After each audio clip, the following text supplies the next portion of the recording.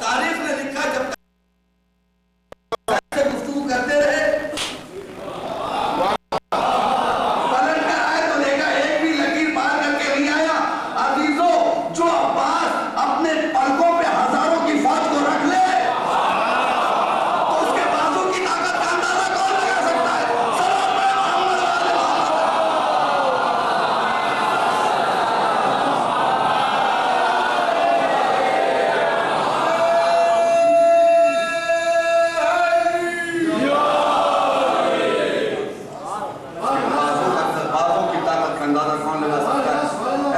पलकों में इतनी ताकत कि हजारों की फौज रुकी है पलकों पे, निगाहों पे रोक दिया, निगाहों पे रोक दिया। जिसकी निगाहों में ये ताकत है, बाजू का अंदाजा कौन लगाएगा? अब बचा इल्म का मसला। तो मैंने कहा ना कि इल्म का पता नहीं चलता, लेकिन आइए कुरान में इसके लिए भी देखें, शायद कोई ऐसा वाकया मिल जाए जिससे अब्बास के इल्म का पता चले। तो हमने जब तलाश किया तो मुझे एक जगह मिला कि जनाब मूसा को हुक्म हुआ कि हजरत खिज़र अलैहिस्सलाम से जाकर आप तालीम हासिल कीजिए। जनाब मूसा आया और कहा सर मैं आपसे कुछ पढ़ना चाहता हूँ। कहा नहीं तुम नहीं कर सकते, तुम मेरे साथ नहीं चल सकते। कहा नहीं, क्या एक शर्त है हम शागिर्द बनाएंगे कि टोकना नहीं, टोकना नहीं, जो हम कर रहे हैं चुपचाप से देखते रहो।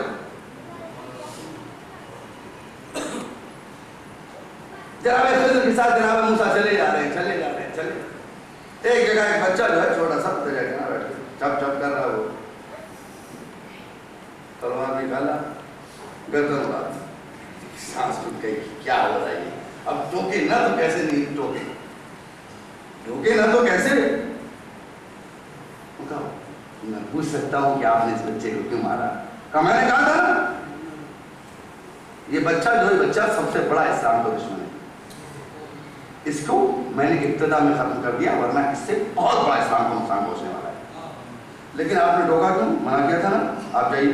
नहीं चांस दीजिए, बस हो जाता है।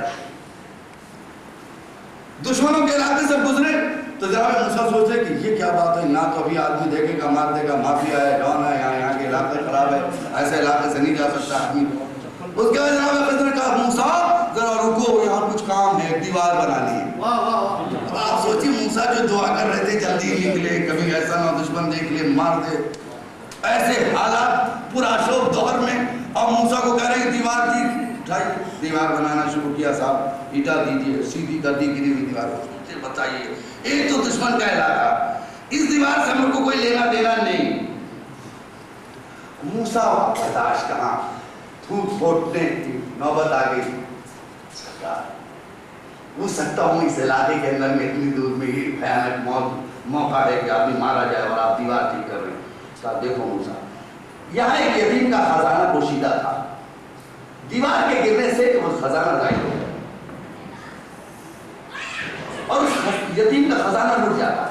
मैंने दीवार सीधी कर दी ताकि उसका यतीम का खजाना बच जाए, यतीम का खजाना बच जाए। लेकिन तुमने टोका क्यों? अच्छा एक मरतबा मौका और दे दीजिए। चलो ठीक है। उसके बाद फिर चले, एक कश्ती में सवार हो, जनाब मूसा भी कश्ती में सवार है। जनाब खिज़र ने कहा कील लगेगा, कील लिया, ठोकना शुरू किया, सुराख करने लगे, पानी आ रहा, अच्छी खासी कश्ती सुराख कर रहे, इसके कर रहे। अब आप सोचिए कोई रीजन नहीं, समझ में नहीं आ रहा, परेशान है। अब जनाब मूसा फिर ये क्या हुजूर, अच्छी खासी कश्ती में सुराख करना कहा? मतलब कहा देखो बादशाह ने ऐलान कर दिया है कि जितनी अच्छी कश्तियां जालिम ने उसे कब्जे में ले लो, ये इस्लाम की कश्ती है, हम इसमें सुराख करके ऐप बना दे रहे हैं। लोग कहेंगे उसमें सुराख है, वो कश्ती चल नहीं सकती, बच जाएगी। लेकिन आपने टोका क्यों? अजीजों, हम आपसे एक सवाल करना चाह रहे हैं, ये जनाब मूसा बार बार खिज़र के जमाने में टोक क्यों रहे? पहली दफा क्यों टोका? आप कहेंगे साहब नहीं जानते थे इसलिए टोका, इल्म हासिल करने के लिए। दूसरी मरतबा क्यों टोका? कहा उसका इल्म नहीं था इसलिए टोका। तीसरी मरतबा क्यों टोका? कहा इल्म नहीं था इसलिए। बार बार टोकना कम इल्मी की दलील है या नहीं? बार बार टोकना कम इल्मी की दलील है ना? ये अंबिया बनी इसराइल की बात है। बार बार टोकना कम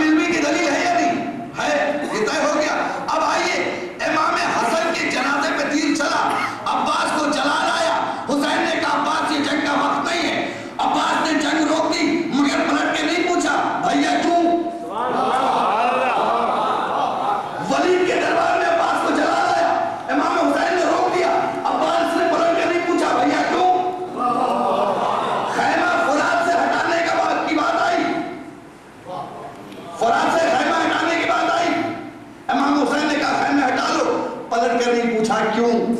ये बार बार मूसा टोक रहे, अब्बास टोकते नहीं है।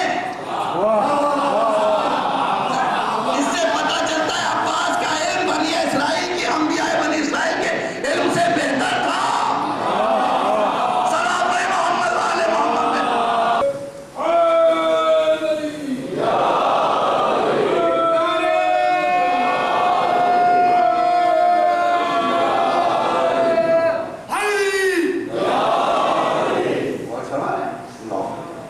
क्या है अब्बास? वो अलम आज भी ऊंचा है जो अब्बास ने ऊंचा किया। ये अलग बात है कि किस तरह के इतराज होने लगे। इस अलम, ये अलम वो अलम नहीं है जो रसूलुल्लाह ने दिया था। भाई क्या हुआ, इसमें क्या कमी आ गई? क्या उसमें पंजा तो नहीं था? जी इतराज है। हाँ ये बात भी सही, पंजा नहीं था। पंजा तो नहीं था, आपने पंजा लगा दिया। हमने कहा नहीं था, हमने लगाया ताकि तुम्हारे अलम से हमारा अलम अलग हो जाए। हमने अलम में पंजा इसलिए लगाया कि ये वो अलम है अली को इसलिए मिला था जब 5 खूबियां अली में थी। जब जब इस अलम को देखो अली की 5 सिफत याद आ जाए। सलाम मोहम्मद वाले।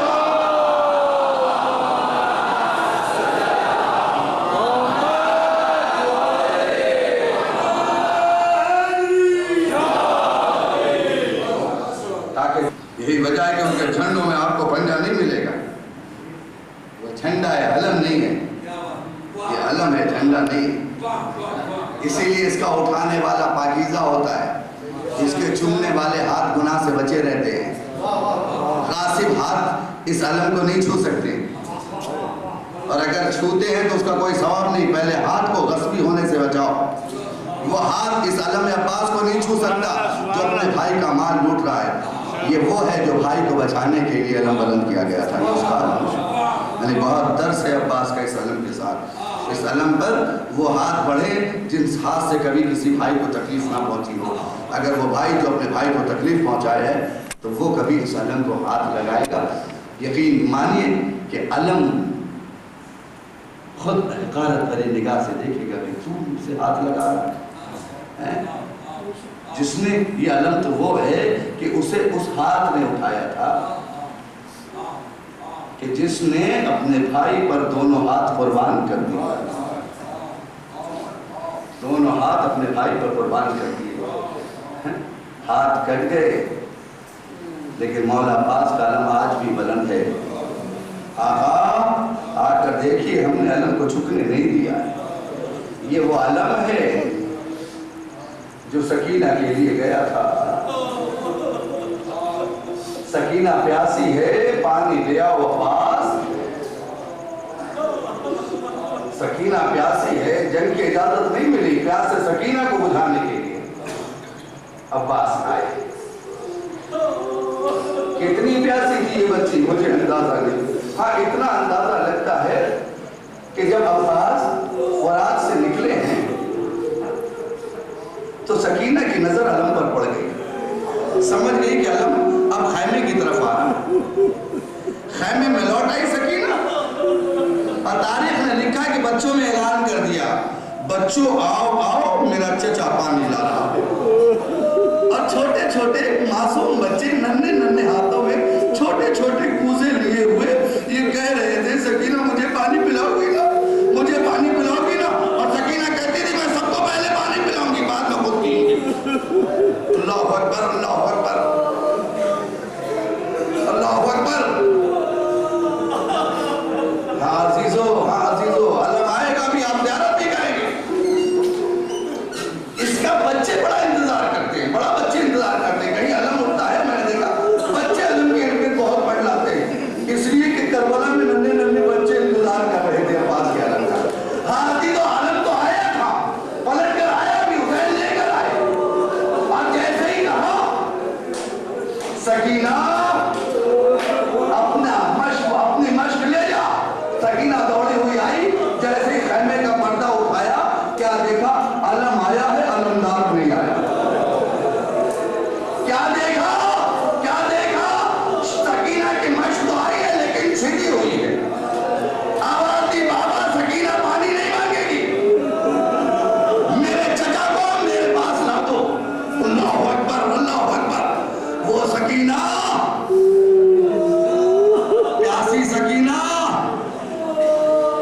चचा के बाद कैदी बना ली गई।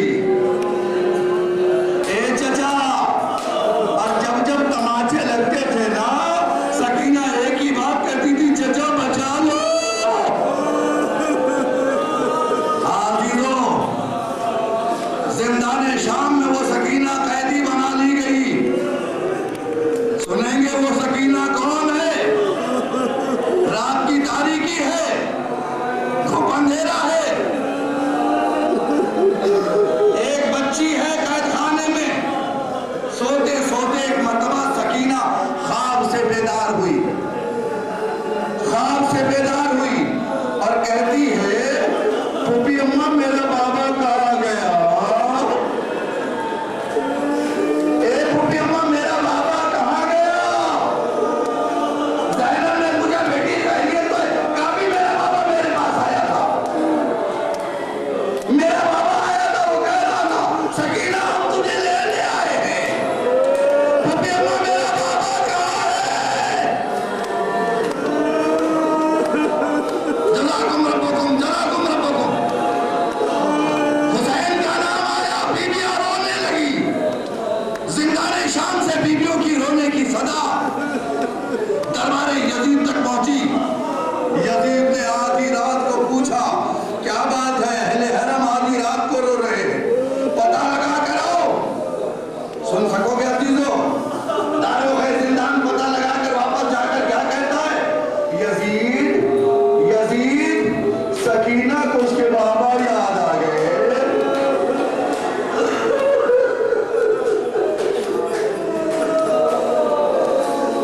यजीद, सकीना को उसके बाबा याद आ गए। यजीद ने कहा, एक काम करो, हुसैन का कटा हुआ सर ले जाओ, शायद सकीना को तसल्ली हो जाए। ए अजीजों, जैसे ही सर आया, बीमारे करबला ने कहा, अस्सलामु अलैका या अबा अब्दुल्लाह। सकीना, तेरे बाबा आ गए। सकीना,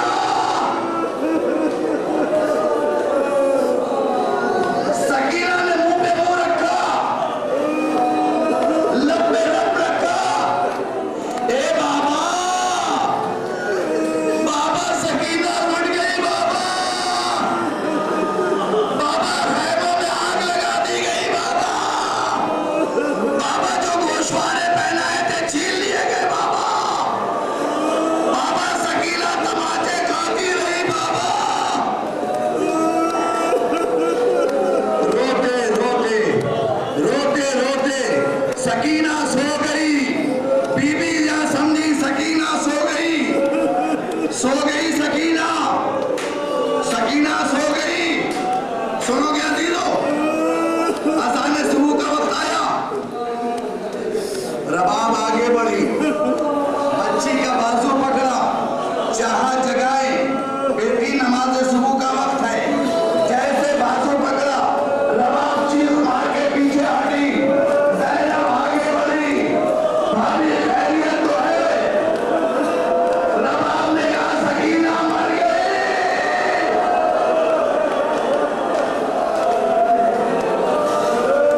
हाय हाय, सकीना मर गई।